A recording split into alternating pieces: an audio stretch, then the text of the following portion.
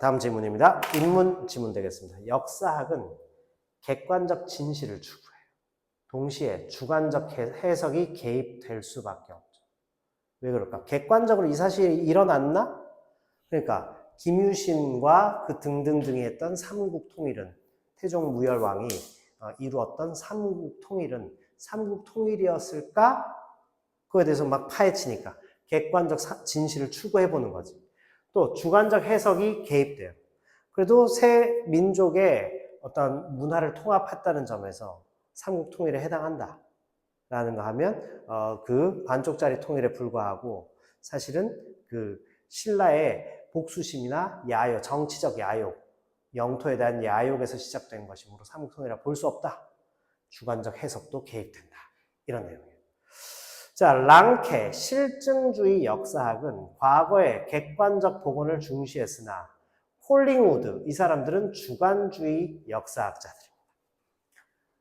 자, 그래서 실증주의는 객관적 복원 중심이에요. 그래서 있었던 그대로의 사실을 기록하였습니다. 이런 식으로 얘기해요. 나중에 심지어.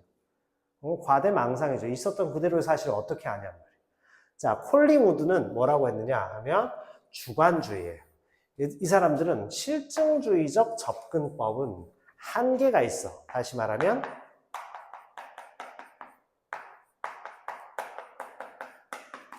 역사가의 해석도 필요하다. 어떻게 있었던 그대로 볼 수 있냐.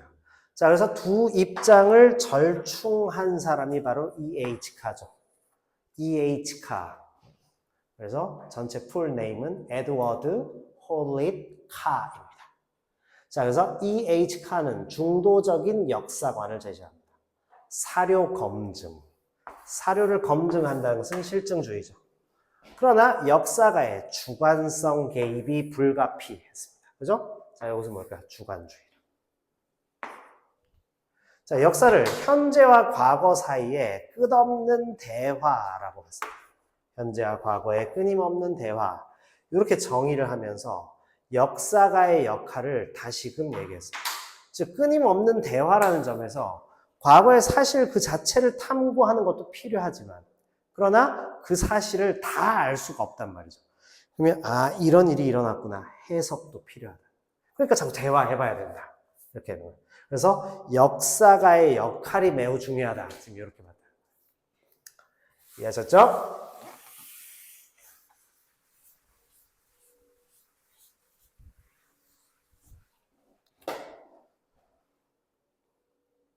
자, 칸은 이처럼 역사적 사실을 세 가지로 구분했습니다. 첫째는 과거에 대한 사실입니다. 자, 실존적 경험. 이것을 언어로 기록한 거죠.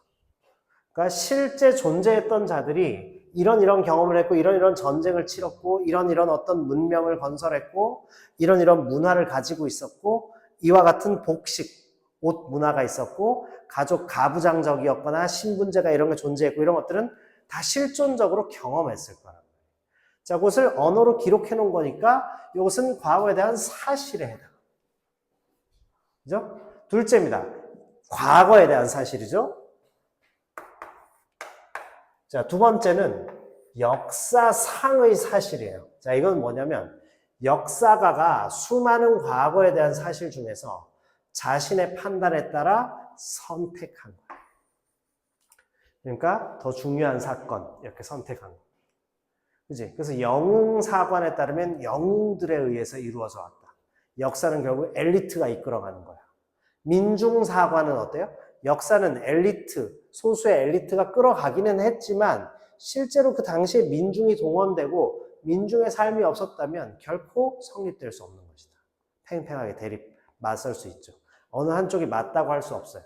영웅적 인물도 분명히 필요했고 그러나 민중이 없다면 영웅이 있을 수 없지.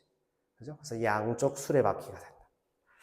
자, 칸은 이 과정에서 역사가가 사실의 지배자가 되어서는 안 된다. 즉, 자기 비판적 태도가 필요하다 했습니다. 무슨 소리일까요? 내가 어떤 사실을 지배하려고 하면 안 돼. 즉, 자기 검열을 해야 된다. 내가 이걸 너무 막 확증 편향을 갖고 있는 거 아닌가? 확실해 라고 편향, 막 그쪽으로 쏠린 그런 태도를 갖고 있는 거 아닐까? 이런 생각을 해봐야 됩니다. 이해하셨어요? 네. 자, 셋째입니다. 역사적 사실입니다. 말도 참 어렵죠? 자, 그래서 역사적 사실. 이거는 히스토리칼이 됩니다. 그죠? 역사상은 어때요? on history. 이렇게 되죠. 그죠? 그리고, 과거에 대한 사실. on past. 뭐 이렇게 되는 거죠. 그죠? 과거, 지나간 거에 대해서. 자, 그래서 역사적 중요성이 여러 역사에게 보편적으로 인정받은 사실. 그러면 이제 히스토리컬이 돼버립니다. 자, 역사상의 사실은 역사가의 선택과 해석에 따라 끊임없이 변하고 재해석될 수 있습니다. 역사상의 사실은 재해석이 가능해요. 그래서 역동적이에요. 그럼 역사적 사실은 뭘까요? 당연히 다수가 합의를 해서 보편적으로 딱 결정해 놓은 것이다.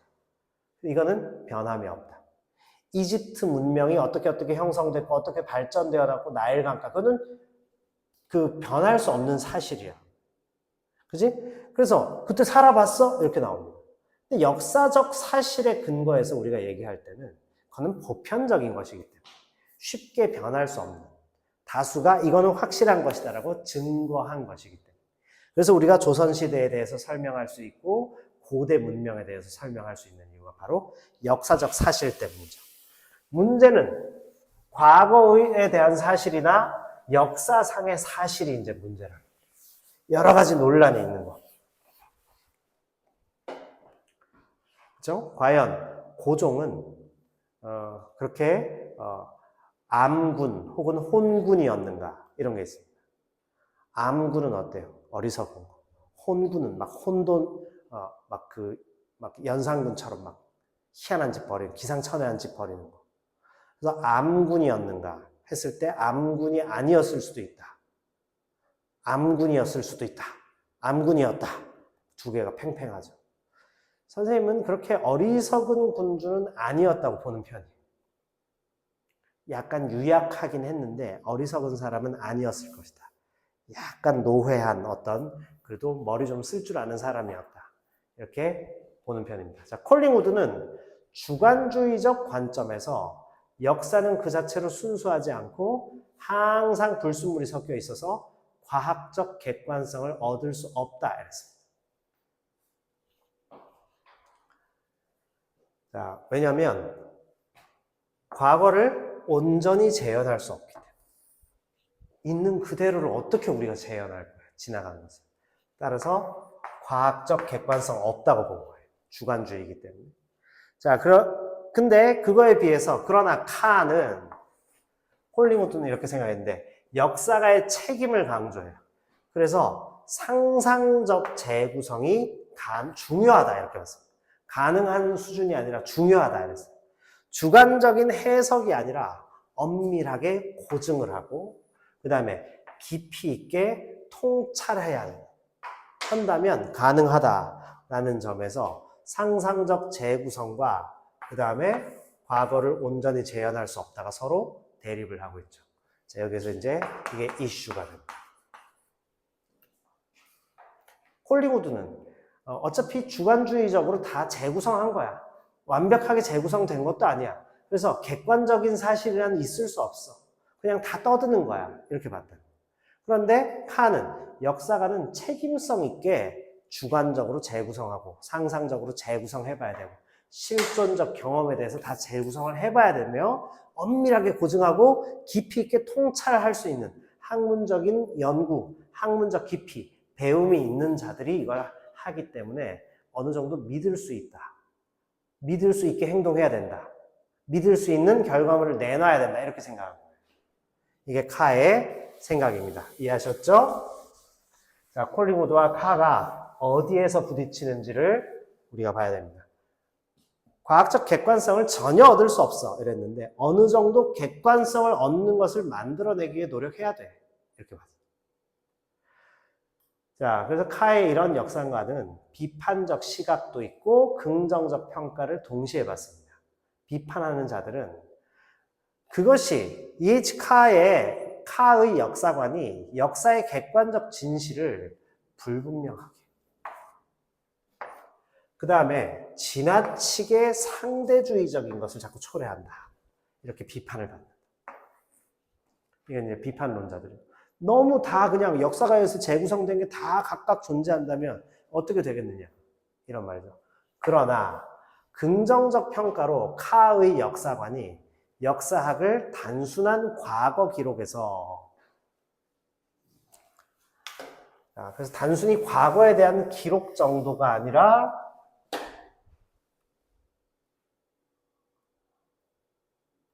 벗어나게 했죠. 현재와의 상호작용을 통해서 역사학 그 자체가 역동적인 학문으로 재정립을 시키는 데 성공했다. 자, 따라서 카의 역사관은 역사학의 본질에 대한 지속적 논의를 촉발한다. 즉, 역사학의 의미를 재정립하고 깊이 있게 만들었다는 점에서 매우 의미 있다. 이렇게 봅니다. 됐죠? 여기서 핵심은 뭘까? 실증주의와 주관주의. 둘이 부딪혔지. 실증주의는 있었던 그대로 객관적 사실. 그게 어떻게 가능해? 다 주관적으로 해석한 거지, 주관주의. 카는 있었던 그대로의 사실에 대한 기록을 하는데 노력을 해야 되고, 그리고 역사가가 주관적으로 해석한 것을 제대로 결과물을 내놓는다면 역사적 사실로 인정할 수 있다. 이렇게 봤다. 절충이죠. 그렇죠? 실증주의, 주관주의, 카 이렇게 된 거예요. 자, 제시문 나와보겠습니다. 언어로의 전환은 역사 연구가 과거 실체보다는 이를 표현하는 언어에 초점을 맞추게 된 관점의 변화를 의미합니다. 자, 이는 언어가 과거의 실제를 전달하는 데 얼마나 중요한 역할을 하는지 깨달았음을 보여주며 소시르의 기호학적 언어관에 영향을 받았다. 자, 소시르의 기호학적 언어관이라는 얘기. 언어는 기표와 기의가 있다. 그래서 언어는 표시로서의 역할이 있고 그 안에 담겨있는 의미가 있다. 명품 하면 명품은 표시 그 자체로는 굉장히 고급스럽거나 아주 퀄리티가 높은 그런 물건을 명품이라고 하죠. 우리가 명품 이러면 사치 이렇게 받아들인다. 기표와 기의가 따로 있다는 거죠. 자, 그래서 소시르의 그러니까 과거의 실제 전달하는데 중요한 역할을 합니다. 우리가 민주주의 그러면 우리가 다 주인이야 이렇게 얘기합니다. 잘못된 얘기죠. 우리가 진짜 주인이다 이러면 안 돼요. 국민이 국가의 주인이다 그러니까 내가 주인인데 이러면 안 된다. 국민이 국가의 주인이라는 것은 그만큼 주인의식을 가지고 대표도 잘 뽑고 그리고 사회 문제에 잘 참여하라는 얘기지. 내가 주인이라고 설친단 말이에요. 그 민주주의를 잘못 받아들이는 거죠. 이런 식입니다. 그런 자들이 지금 저기 나가서 이렇게 막 떠드는 거예요. 자, 이와 같은 전환을 통해 역사학자들은 과거 사실 자체보다 그것을 지칭하는 언어적 표현에 주목하게 됐습니다. 자, 언어로의 전환은 결국 뭐라고? 언어적 표현에 주목을 했다. 사실보다는 언어입니다. 사실보다는 표현에 더 주목하게 되었다.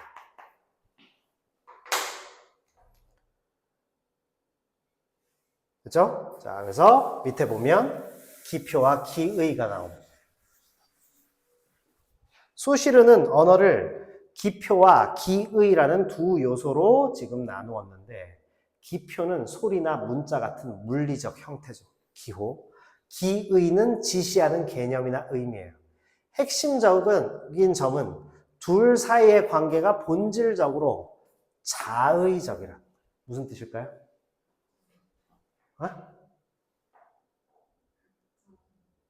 가짜? 그냥 마음대로. 그치?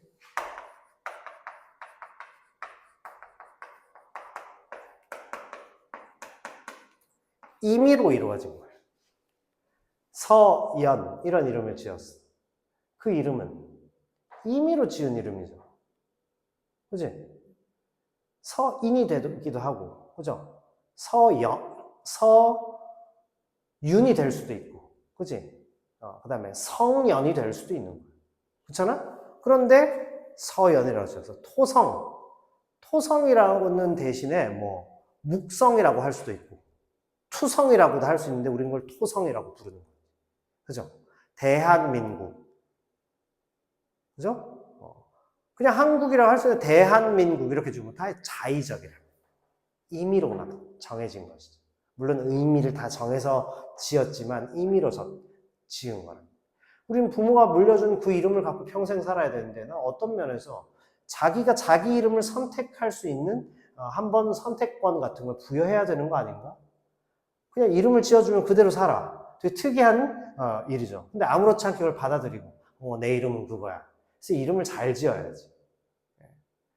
그래서 병자, 나 봉자 이런 돌림. 그래서 병희 이러면 이름 괜찮지. 그지? 병연이 이런 거 괜찮지. 근데 내가 아는 사람의 지인이 이름이 병삼이야. 이름이 아무리 좋다 하더라도 병삼이라고 지으면 부모들이 좀 생각해 봤어야 되는 게 아닌가. 이렇게 생각되는 거죠. 그죠? 네. 자, 어쨌든 자의적, 나무. 실제 나무라는 사이에는 자의적이기 때문에 어때요? 필연적 연관성이 없어요. 그지? 우리가 토성이라고 부르는 그 별은 실제 토성이라는 이름과는 아무런 연관성이 없는 거예요. 흙으로 이루어진 별이야? 지구도 토성이지. 이렇게 되는 거죠. 자, 각 언어마다 같은 대상을 다른 소리로 표현하는 현상으로 증명된다. 그래서 언어마다 다른 소리로 표현을 하게 된다. 이런 것이죠. 더 나아가 비트겐슈타인은 언어가, 자, 그 다음 비트겐슈타인 등장합니다. 개별적 실제를 직접적으로 표상하지 못한다. 드러내지 못해. 그는 가족 유사성이라는 개념을 통해서 언어가 지시하는 대상들이 모두 공통된 본질적 특성을 공유하지 않더라도 부분적으로 중첩된 유사성. 그래서 선생님이 어렸을 때, 중고등학교 다녔을 때는 동의어란 말을 썼어요. 동의어는 없지. 유의어는 있어도 동의어는 있을 수 없어. 가족 유사성. 아시겠죠? 그래서 개별적 실제를 완전히 직접적으로 딱 표상해내지는 못한다. 영어에서 특히 그런 거 많죠?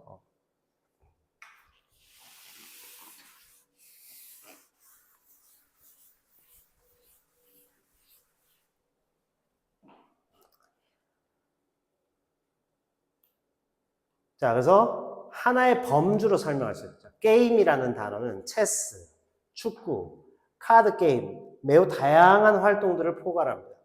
이들 사이에는 완전히 공통된 특성이 없어요. 그죠? 완전히 공통된 특성이 없음. 그런데도 게임이라는 하나의 범주로 묶어버리죠. 또한 꽃이라는 단어는 장미, 튤립, 국화 서로 다른 특성을 가진 식물들을 지칭하는데 동일한 본질을 공유하지는 못한다. 자, 이와 같은 언어에 지시적인 불투명성이 있습니다. 따라서 실제를 완전히 투명하게 반영하거나 재현할 수 없고 항상 해석과 맥락에 의존을 하게 된다. 자, 불투명성. 지시적 불투명성은 어디로 이어진다? 해석과 맥락에 의존을 하게 된다. 자, 따라서 역사적 사료를 마음대로 해석을 해버리는 일이 벌어진다. 많이 일어나요, 사실은. 역사적 사료를 제멋대로 해석하는 사람이 굉장히 많아요. 그래갖고 지금도 막 유튜브에 뭐 보면 막 엉뚱한 소리 많이 해요. 근데 엉뚱한 소리라고 내가 증명할 길은 없지. 그러니까 사실은 수수께끼 같은 분야일 수도 있다. 그러나 그 역사는 상당히 오래된 학문입니다. 역사학이라는 것은. 고대 그리스에도 이미 역사학이 있었기 때문에.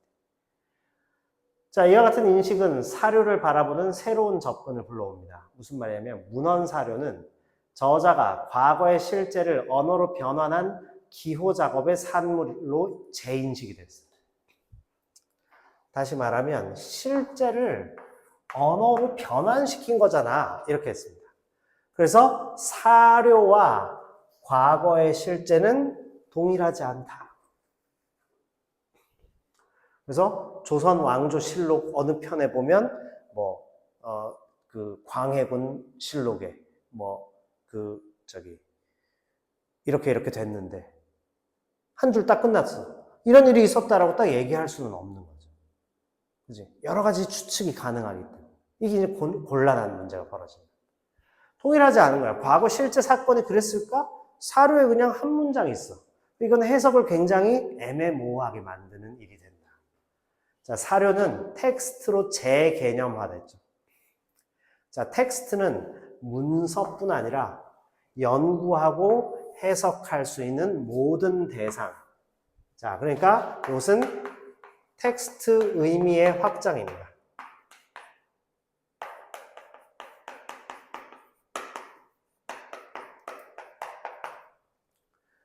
원래는 문서였었는데 연구하고 해석할 수 있는 모든 자료가 다 텍스트가 됩니다.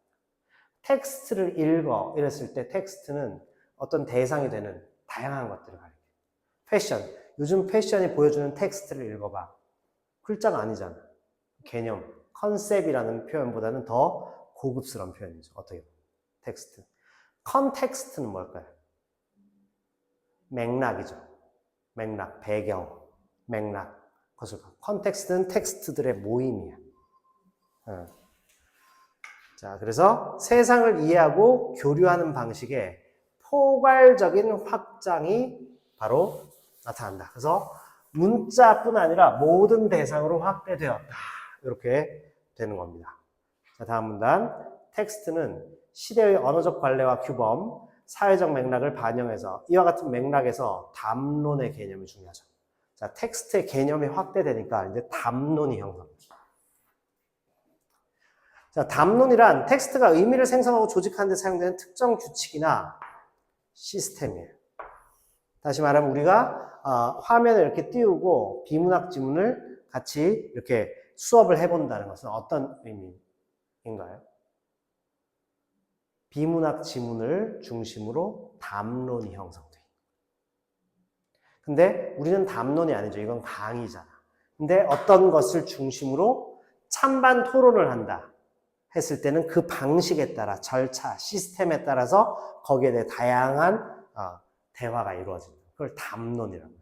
사회적 담론을 구성해야 됩니다. 이것은 사회적으로 다양한 각도에 의해서 어떤 이슈를 가지고 막 토론하고 논의해봐야 된다는 뜻이 됩니다. 그래서 규칙이나 시스템이에요. 자, 이것을 담론이라고 합니다. 아시겠죠? 자, 역사적 사건의 의미는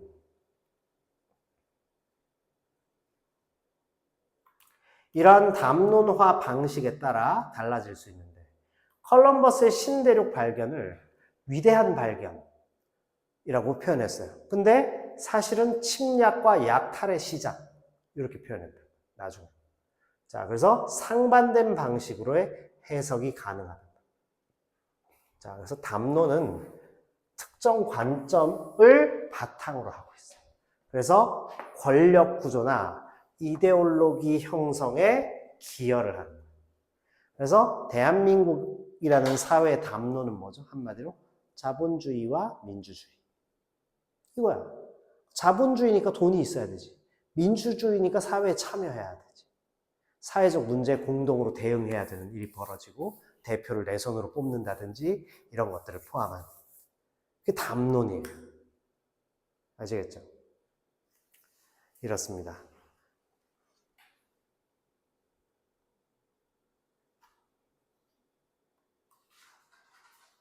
좀 더 이해가 됐을까요?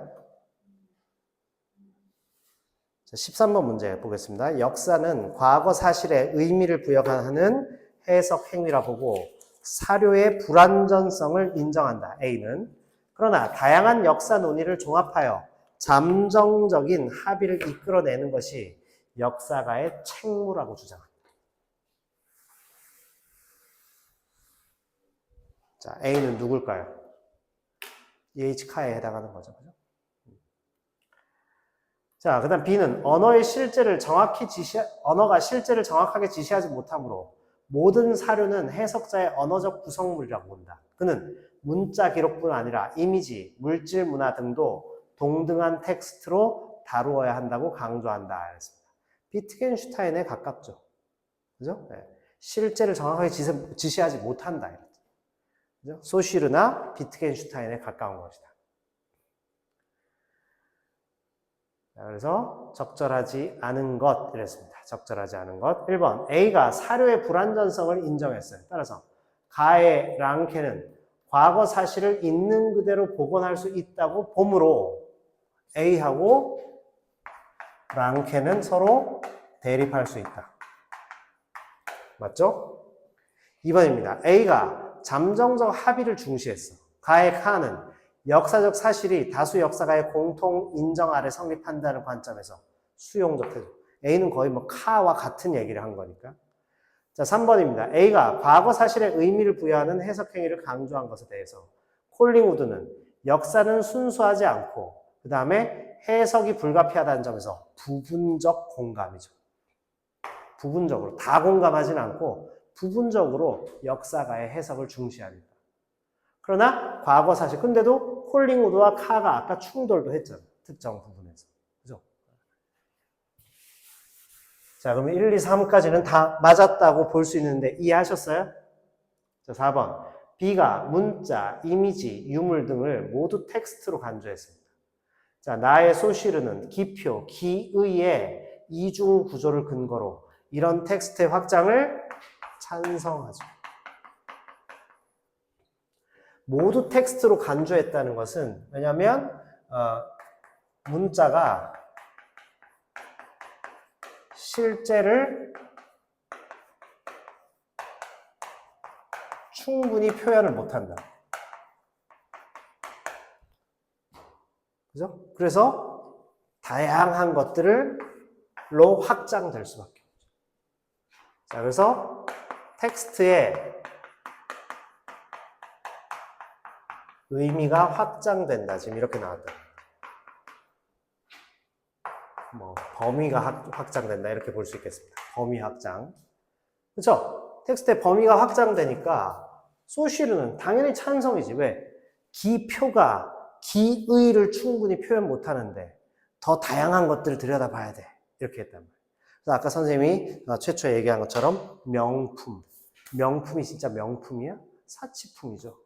그런 의미에서 명품은 분명히 훌륭한 건데 luxurious 이걸 얘기했으니까 잘못된 거죠. 그죠? 네. 그래서 잘못됐다기보다 충분히 표현을 못하니까 다양한 맥락을 봐야 된다. 텍스트가 범위가 확대되는 것이 찬성할 것이다. 답 4번이죠. 5번 B가 언어의 지시 한계를 근거로 사료가 언어적 구성물이라고 주장한 것에 대해 나의 비트겐슈타인은 동의할 수 있죠. 그죠? 지시가 한계, 지시 한계. 아까 선생님이 심지어 B는 거의 비트겐슈타인에 가깝죠. 이렇게 얘기했죠. 자, 이렇게 됩니다. 이해되셨을까요?